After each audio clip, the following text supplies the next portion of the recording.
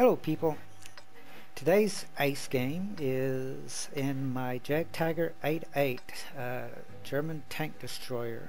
It's a tier 8 premium, gets preferred matchmaking, which means that it will never see above a tier 9, and unfortunately this is a tier 9 match that we're in. I'm platooned up with Commando in his IS-6. It's also a preferred matchmaking premium tank. I remember looking up the best money maker, the best credit maker in World of Tanks, because I needed something to make credits, and this Jagdtiger 8-8 was consistently at the top of the list. So that's why I decided to get this tank destroyer, and it does really. It's almost like it prints money. Even in bad games, it makes a good amount of money. You don't have to fire gold in it because, like most premium tank destroyers, even the regular rounds will be able to pin almost anything it sees. So I'm rolling over here to the 1-2 side, and I'm not real confident about our deployment. We've got a heavy and a medium that have just gone YOLO down the 1-2 side, and that's generally not a good idea, to just run out there early in the game and basically get shot from every direction. So it's also bad that our 4502B is back here at the back of the map, and if you'll look at the mini map, you'll see that Commando in his IS-6 is all alone in the village with just a medium and a light tank. So the deployment doesn't give you a lot of confidence in what this team is going to be able to do. Our one heavy that yellowed down to the one line is already surrounded. Probably won't last very much longer. We're already down 4 tanks. We've lost 4 and the enemy team has lost none. If looking at the mini map, poor Commando over there has 3 heavies, and we did have 3 tank destroyers, but they managed to just take out 1 of the tank destroyers. Still 3 heavies, 2 tank destroyers. Just looks kind of grim in the city. I really do not know why our 4502 decided to hang back. Our best heavy tier 9 has great frontal armor. Is basically sitting back here with the tank destroyers. As I said, the Jagdtiger 8-8 is slow. It doesn't get anywhere fast. And you do not want to get caught out in the open with medium tanks running around you, because it takes forever and a day to traverse the gun on the Jag 8-8. The German did like to make them big and strong, I guess, and heavy, which makes them very slow. So see, Commando now is basically all alone over there, facing down a third of the enemy team, all on his own.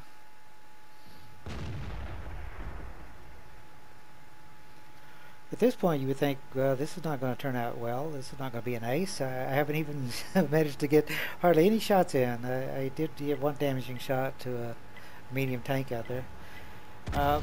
Looking at the minimap, I decided that the town is going to get overrun, and they're going to be coming through on that side. And because the Jagdtiger 8-8 is so slow, I went ahead and started moving back so I can cover the base and cover the JK line for when those tanks come out and start heading for our base.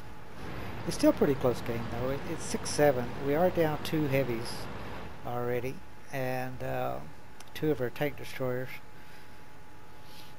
So being down 2, but the tanks that have died are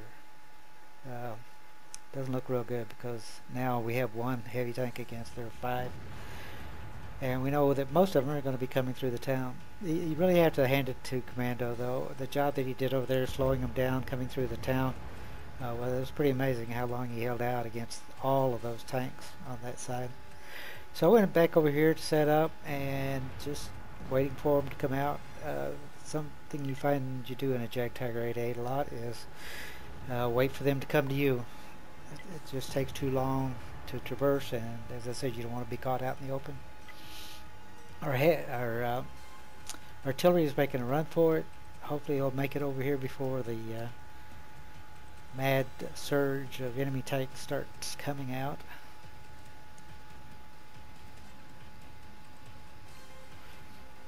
Our T-28 has done a good job. He's got 3 kills already.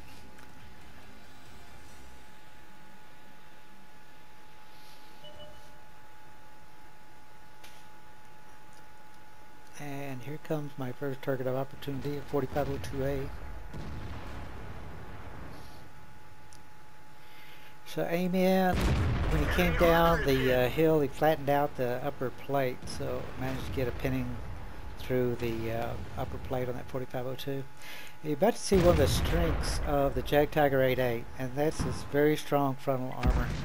There's 2 shots that bounced off the front of my TD. There's another that bounced. As long as you can hide the lower glacis on the Jagdtiger, it has very, very good armor. Another bounce. And I managed to put a shot through the lower glacis. Another bounce. I'm still full of health. I haven't taken any damage yet. I've managed to bounce everything that's been shot at me so far. See an IS, and I want to get a shot in before he backs off. Managed to hit him before he backs behind the ridge. T-28's a very dangerous tank destroyer, but it's hard to pin it on the front, so I switched over to the T-29. It has soft hull armor, so I can pin the T-29 no problem. So finish off the more mobile tank and then turn my attention back to that T-28 prototype. Need to try to get shots into the side. Lower glacis is so small, it's very hard to hit. It does have weak points on the cheeks, but those are really hard to hit also. We didn't even scratch them. And I just got splashed by the Arty that took out the Panther II that was next to me.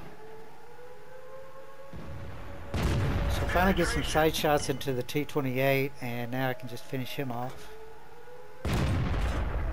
And no more people threatening the cap.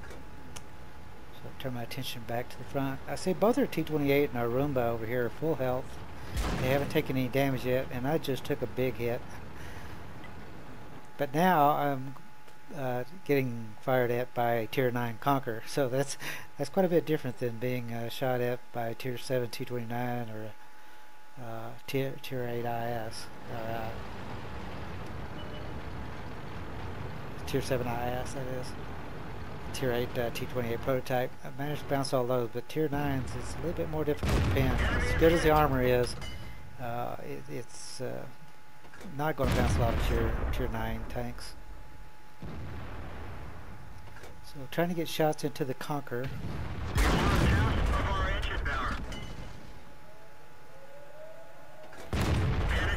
I just lost half the engine power, so as slow as the Jagdtiger 8.8 is, it's even slower now. I just, the siren was going off on her base, so I was going to turn around there to see what was capping, but whoever was capping decided to get off and come over and kill, apparently. And I quickly see that what's coming over at us is an IS. And it's nice that he's driving out over in the open there with his side toward me. So I get a shot through the engine, set him on fire, and finish him off with the fire. The Roomba and the T-28 finish off the Conqueror up there, and I see that they've gotten beat up pretty well.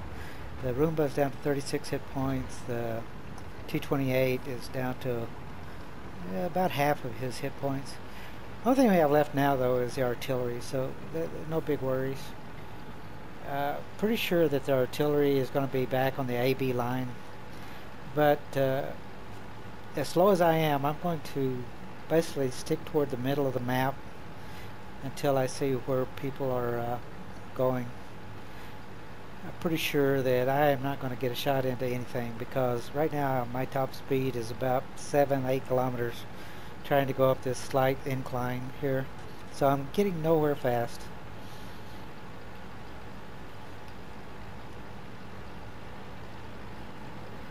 Since this is so slow, I'm going to go ahead and speed it up a bit. Now I'm zooming along. Of course, that's at 4 times replay speed. I'm still doing about 10 kilometers per hour. We're closing in on them. I'm going to go ahead and slow it back down to regular speed. So you can feel my agony of trying to get across the map with damaged tracks and damaged engine.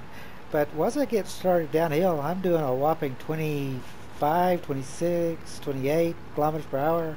Just feel the wind whipping through my hair as I'm zooming along here.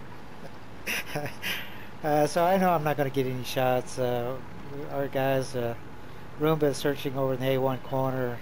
Our T-28 finally locates the Artie, and he's going to finish it off. So thanks for watching. I hope you enjoyed the video. Alright, taking a look at the after battle results, it was an ace tanker, a mastery. I got a fighter medal, which is for destroying 4 or 5 enemy vehicles in a battle. Fire for effect, which is to cause more damage to enemy vehicles than hit points of my own vehicle. An arsonist for setting the tanks on fire. A shell-proofed, which is to have total damage blocked by my armor to exceed the hit points of my vehicle. You also have to survive. I got a spotter, which allows you to allows your allies to cause at least 1,000 hit points of damage in one battle for the vehicle's eye spot. Those were the ones that were coming out of town after running over everything there. I got a bruiser and a steel wall. I had 4 kills in that battle. We'll have to take a look at the total profit later, but base I made 113,169 credits and 9,945 XP. Now looking at the team score, I was number 1 in damage, number 1 in kills, although T-28 also had 4 kills, and number 1 in experience.